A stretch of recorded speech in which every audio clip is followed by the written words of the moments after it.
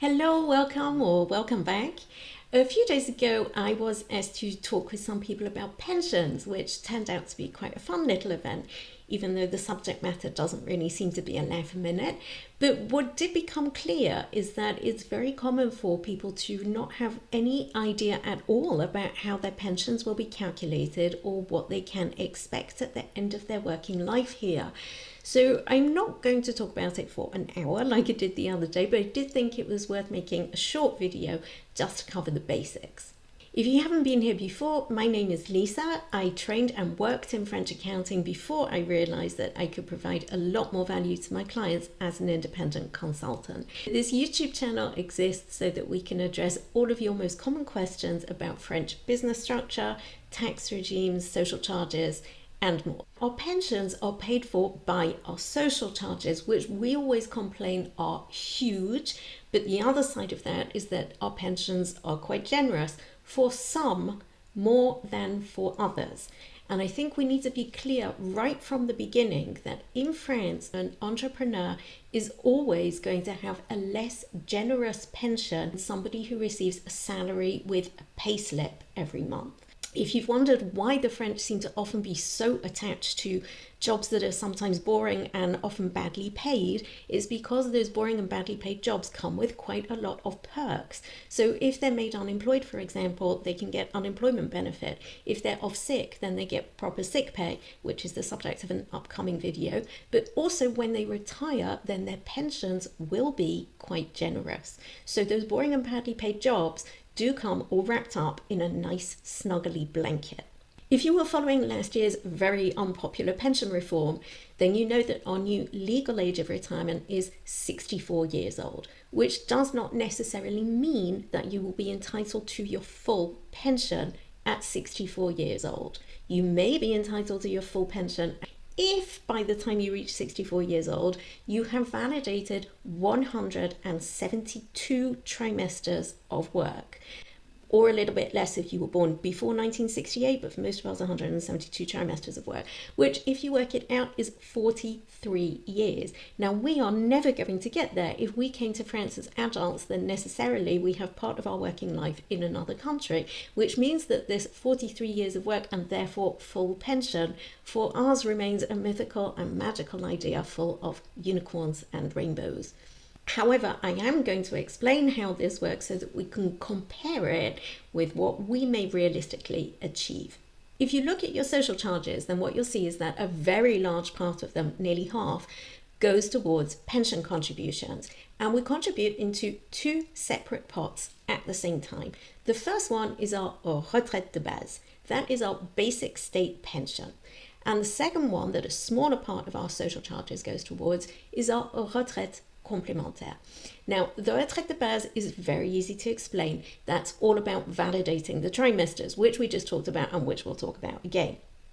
The retraite complémentaire, that doesn't work that way. It's pretty complex. I don't know how interested you are in the exact detail of how that's calculated. If you are interested, let me know. But what happens is when you qualify for your full pension, then basically you are entitled to 50% of your average salary or revenue over your best 25 years. So not necessarily the last 25 years, but the best 25 years. And visually, that looks a bit like this. The graphs and figures that I'm showing you in this video are very much for illustrative purposes because I had to make a lot of assumptions about when you were born, what you do in terms of work, how many children you might have, etc., etc. If you would like a very much more accurate simulation of what you may be entitled to, I will give you the website link in the description and you can put in your own details and you'll come up with something much more realistic. So what I've done here is I've taken a full career, 43 years of work or 172 trimesters with an average revenue of 30,000 euros. And the reason why I've done that is because it's actually very close to France's average revenue and it works out monthly at 2,500 euros. So this person has worked their whole career And so at 64 years old, they can retire with their full pension. And if you look here, 2,500 divided by 2, 50% of their average salary is 1,250, which they do have, plus a bit extra from their retraite complémentaire. So 1,450 euros as a pension. And what you can see is that he doesn't or she doesn't need to stop there. This person can carry on working, and if they do carry on working, then they will increase the amount of their pension. So if they stop at 65, then they'll be entitled to nearly 1,500. If they stop at 66, then over 1,550, and if they stop at 67, then around about 1,630 euros. And actually they can keep on going. If they want to keep on going 68, 69, 70, then they can. So obviously all of this is to incentivize us to keep on working for longer. And if you had a job that you particularly enjoy, then maybe you would be motivated to do that. Although I suspect you might want to be paid rather more than 2,500 euros a month. Anyway, 1,450 euros may not seem like very much to you, but this person has almost certainly invested elsewhere. And if you speak with any small French business person, then they have nearly always traditionally invested in property. There are several reasons. The first reason is that when it's set up correctly, then it can be a very effective way of reducing income tax. It's absolutely the best way of avoiding inheritance tax, and that rent is going to come in to pad out your pension. Now, because we are never going to be in this position of 172 trimesters, our pension is going to look rather more like this, right? So here I have compared that full career that we just saw with 80 trimesters of work, which is 20 years, all right? To me, that seems perfectly achievable. If we think that a lot of people come over here around about age 40, even if it takes a couple of years to get properly set up and start earning money regularly, then by the time we get to the age of 64, I think we can have validated 20 years worth of work. I've taken the same 30,000 euros, right? This first cluster of columns is exactly what we just saw. It's the person who'd worked their whole life and can stop at 64 with their full pension, or can increase it if they keep going. For us, if we only validate 80 trimesters, then when we get to the age of 64, this is how much we can expect, just under 600 euros. And if we keep going, then we can increase that. When we get to the age of 67, then we'll be entitled to just under 800 euros. Think that you also have probably 20 years worth of work in your country of origin. So you have another pension that's going to come in and sit on top of this one. So in the end, it will probably equal something like this. And you may also have a spouse or a partner who has also worked in your country of origin and who also has potentially worked in France. Now we're up to 4 separate pensions. And if one or both of you has contributed to private pensions, then now we're potentially up to 6 separate pensions. So it's a patchwork of pensions, but they're all going to give you a pretty comfortable pension at the end of it.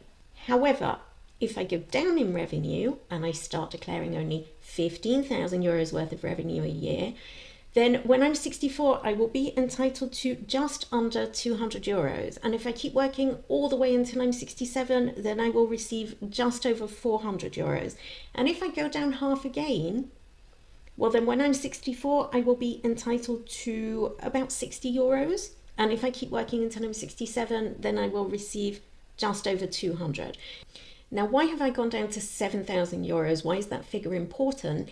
It's because in 2024, that is the minimum amount of revenue that you must declare to validate 4 trimesters of work. And if you are a micro, and I think anybody declaring these amounts of money is probably a micro, then that amount of revenue is after your tax abatement. So if you're a micro BNC and you have a 34% tax abatement, that means you must declare a minimum turnover of 11,000 euros to validate 4 trimesters with 7,000 euros worth of revenue. If you are a micro BIC and you have 50% tax abatement, then that means you must declare a minimum turnover of 14,000 euros. And if you are a commercial micro, then you must declare a minimum of 24,000 euros of turnover to validate your 4 trimesters. And if you don't declare that turnover, then you are not validating 4 trimesters. You may be validating only 3, or maybe 2, or maybe only 1, in which case we're going to end up with these very, very tiny pensions that nobody can actually live off. If you saw the last video that I did about why it's so important to pay your partner, this is a comparison of paying your partner's salary or your partner invoicing you as an independent micro. So I've taken a salary of €7,000, and this is what it looks like by the time you get to 64. If you have invoiced as a micro, that's the pink one, you'll be entitled to just over €50. If you have been salaried, this is over the same 80 trimesters, then you will be entitled to nearly €150. And if you keep going all the way to 67, well, this is what it looks like. As a micro, you'll be entitled to about €220 there, whereas as a salaried person, around about 410. Big difference. So there's one thing now that should be really, really making this noise at you. And it's that it's very hard to save for a comfortable pension as a micro. You would have to be a very big micro. You would have to be a micro that's consistently pushing the upper limits of what you can do with a micro to be able to save for a comfortable pension. If you are surprised by this news, what can you do? Well, the first thing, look into what kind of contributions you can still make in your country of origin. If you're from the UK, see if you can still make some voluntary national insurance contributions. They will help you in the end. The second thing that you can do is, as and when you can, start stashing some money away into a private pension plan. I made a video about that, which I'll also link in the description. And the third thing that you can do is start thinking seriously, am I in the right business structure? Can I do better? Can I save more? Can I anticipate better? And you won't be surprised to hear that I have made lots of videos about that. I'll link them all up here. So if this video has been helpful, I would really love it if you subscribed, and I'll see you again soon.